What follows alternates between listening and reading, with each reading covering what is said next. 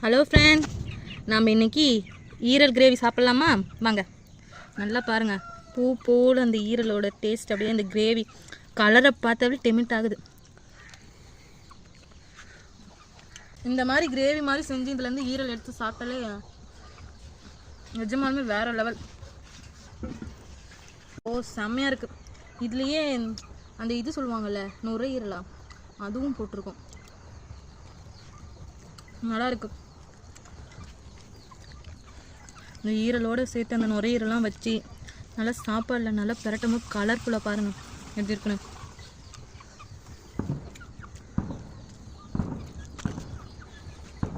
நல்லா இருக்கு ஃப்ரெண்ட்ஸ்.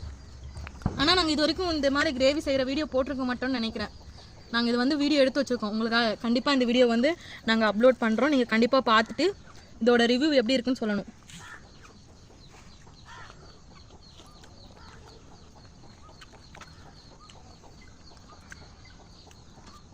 ஆனால் இதை சமைச்சது யாருன்னா நம்ம ஷாலோம் விஜய் தான் இது செஞ்சது. வாங்க. ஓகே ஃப்ரெண்ட்ஸ், பாய்.